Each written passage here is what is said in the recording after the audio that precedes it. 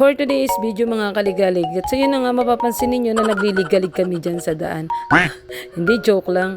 So ayun na nga, nakarating na kami kung saan kami mag-aabang ng jeep na masasakyan. At mapapansin nga ninyo na bibihira lang yung dumadaan, sa mahal ba naman ang presyo ng gasolina. Halos nga ay kakaunti na rin yung pumapasada. At di nga nagtagal ay nakasakay na rin kami. Marahil nga nagtataka kayo kung saan ang punta namin. Papunta nga pala kami yan sa Cavite. At para dito namin gawin ang planong mag-swimming.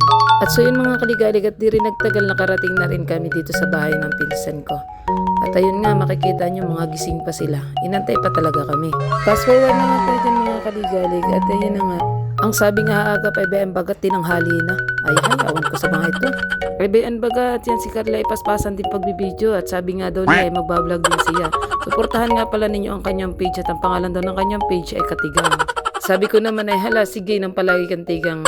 So ayun na nga, nag-aantay ng aming BMW dyan na service papunta sa aming paglalangoyan. At yun nga pala ang aming tigasing driver na si Aton. Yan nga pala yung pinsan ko. Nakin ko'y napaisip ako sa sasakyan namin. Ano kaya, magkasya pa kami. Hindi nga napaigo yung aming driver dyan at pinadagdagan ng hangin. At baka daw biglang pumutok lalo sa daan ay baka kami maperde. Ay makapagtulak ng malayo-layo. Ay nga los.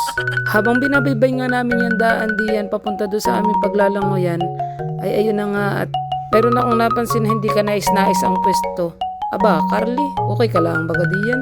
Ayos lang naman daw siya, kaso nga baka daw pagdating niya doon na hindi na siya makapaglangoy at balda na ang katawan. So ayun na nga mga kaligalig, ay medyo malapit-lapit na rin kami doon sa aming pupuntahan. At gustong-gusto ko na rin umangat sa aking pwesto at naking kahagot, lanit na ng aking pigi. Aray ko. At di na nga nagtagal ay nakarating na rin kami. Awat, hindi nakakawat, hindi ay sabay.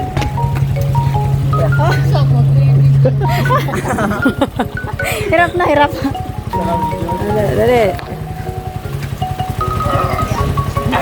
Magmamaganda si Jalil sa camera.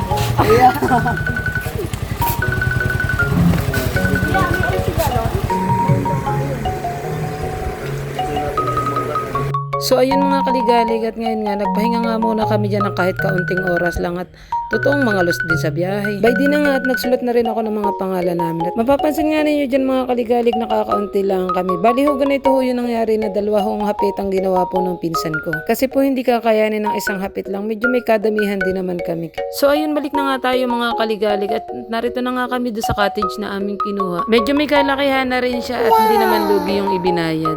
Pinuntahan ko nga pala dyan si Ryan at sabi nga niya sa akin na siya na lang daw mag-iihaw na bangus at saka ng tilapia.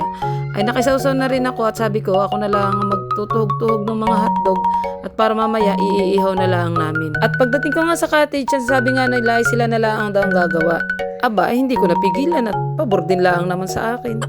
At by di na nga, at ako naman ay nakisawsaw naman dito sa mga nagagawa ng kinilaw. Tinulungan ko na ng matapos at totoong hapon na lang hindi pa kami nakakakain ng umagahan. Sa totoo lang po mga kaligalig, hindi po talaga ako kumakain ng kinilaw. Ewan ko ba, hindi talaga kayang tanggapin ng sikmura. Sabihin nyo na sa akin na maarte ako.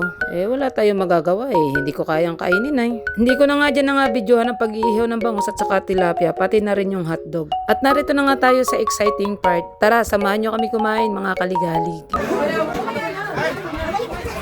After na nga naming makakain ay bayto na nga at kanya-kanya na nga tampisaw sa pool. Hindi na nga natiis ng mga to dahil sa sobrang init na ng panahon. Masasabi mo talagang summer na. Para naman daw maging sulit yung aming paglalangoy dito ay nagkahiyan nga ito mga ito na mag-slide daw kami dyan sa taas. At ayun na nga, sunod-sunod na nga kaming umakyat.